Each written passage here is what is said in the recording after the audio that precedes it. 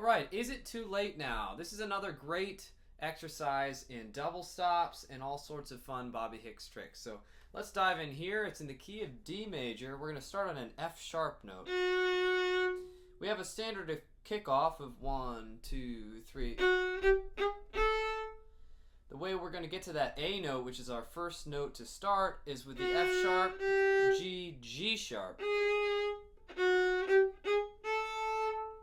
With our first real official note being that A. That's the one we want to attack here. Now there's a fun thing that happens right after that. There's a slide down. That's why we have to use our fourth finger for this note. Sliding down back into the F sharp note. Also, I note my bowing, which is down, up, up. You could try that.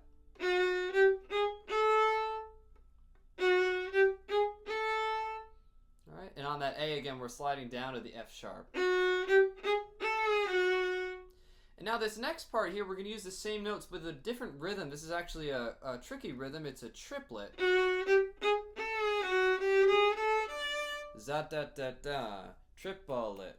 There's a difficult rhythm there. So that's a tough one to hear, but he's definitely playing a triplet there. So that's happening in one beat. Da da da dee da da dee da do da. Triplet. That's what that's happening. And then we're ending on the third finger on the A string, D note. And then we're going to go to the next phrase. This is just traveling to the G chord. And then to get to the A chord, we go. So C sharp, D, and this slide up to the C sharp.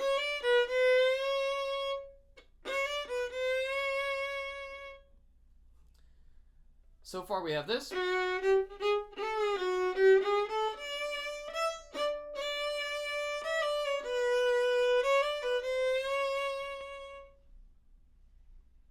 There's one double stop I left out.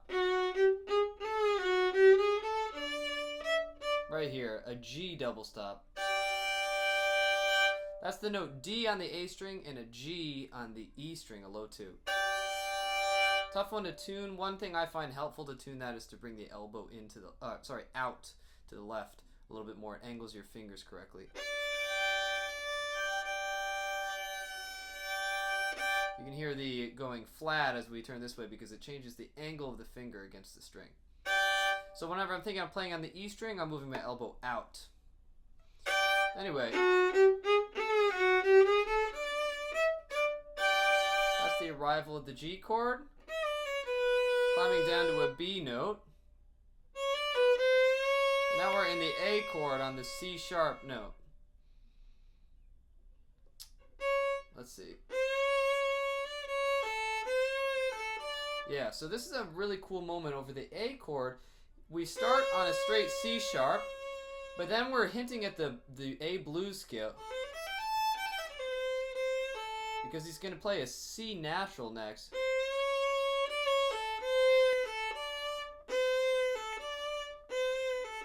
That's a tough one to catch. I missed it at first, but it's definitely a C natural that second time. So over that A chord we have.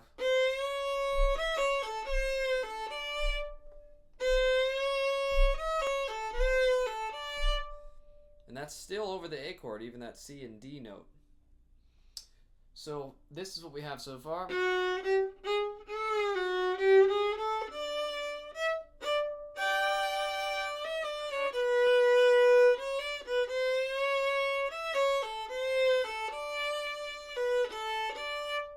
And now we're just getting to the D chord here, where we're going to go.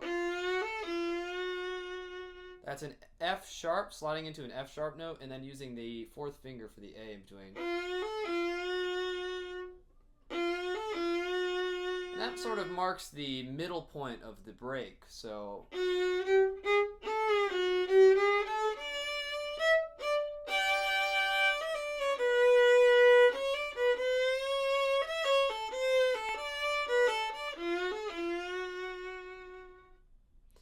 Now we get back to sort of the beginning idea, but this time it's with some juicy double stops. So we have F sharp and A, G and B, and then we're going to think about playing the notes D and A, but that's our arrival, so we've got one more note to go.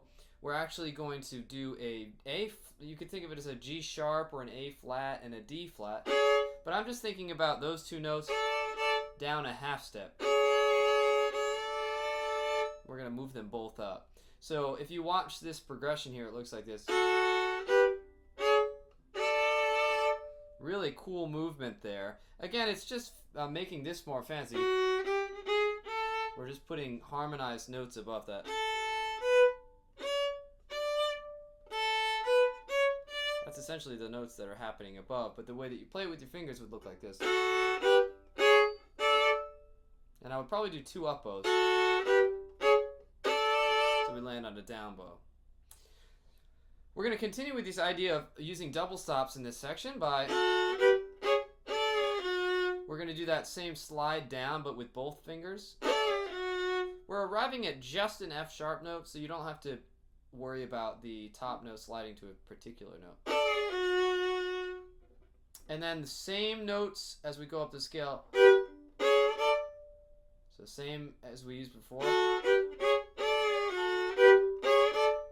All the same set of notes. Now we're going to go to the A and E string using the notes D and F sharp. And then we're going to go up one note each. That's a G and E note. So that's actually a suspension above this D chord. We have a G note and an E note with our second and fourth fingers. Fourth finger on the A string, second finger on the E string. Back to D and F sharp. And now we're going to arrive at the G chord with a D and a G. So we have this.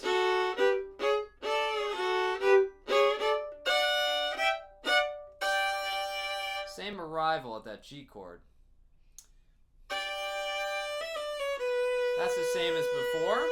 And now we have this last lick here, which I really love. We start to arrive on the A chord. We're going to go A, C, natural C sharp. And up to the high A. And actually, we're arriving sort of on a B note, which is the 9th of it. So it's a really cool sound. And it's kind of, he's hinting at that B note over and over again. All over the A chord. And now we arrive at D with this awesome lick. 2 amazing licks here. So that's sort of starting on the D pentatonic scale. But instead of F sharp, we're going to go to an F natural.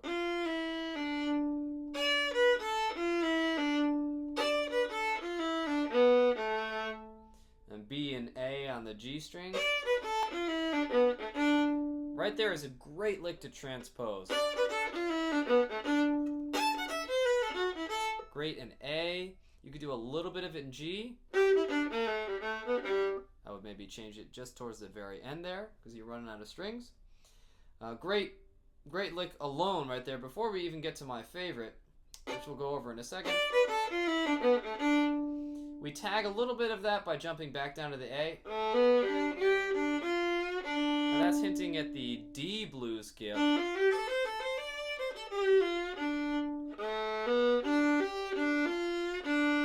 So there's a slide into the F sharp but not quite getting there. So we have A, B, and then G. This is over a D chord. So that's definitely a blues sound there. Almost to the F sharp. And that's sort of the end of that lick. You can think of that as being 2 separate licks. And then this final one is my absolute favorite of this solo. We go. That's just a perfect... Well, actually, there's 2 really great licks here. One of them, stand alone, is that. Great lick in any key again.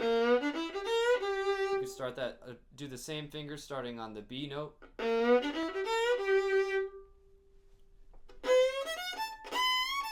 can do it over a string if you're willing to shift. And if you're willing to transpose that, that's a great one in other keys as well. You can start on the first finger for the key of C. What else could you do? Let's see.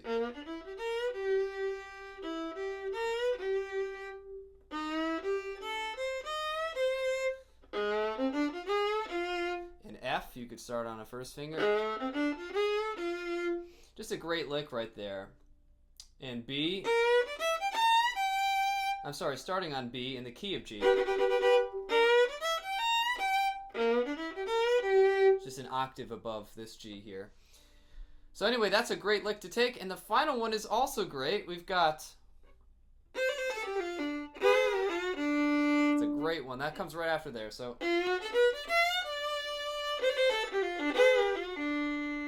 Love what's happening here. So this comes from the lick that I attribute... The easiest way to hear it is in the end of Bobby Hicks' solo on... Let's see, what is it? Sitting Alone in the Moonlight. He ends like this. So same idea here. We're using those same set of notes. It's in this case, it's a D pentatonic minor scale. So if I could break that down for you.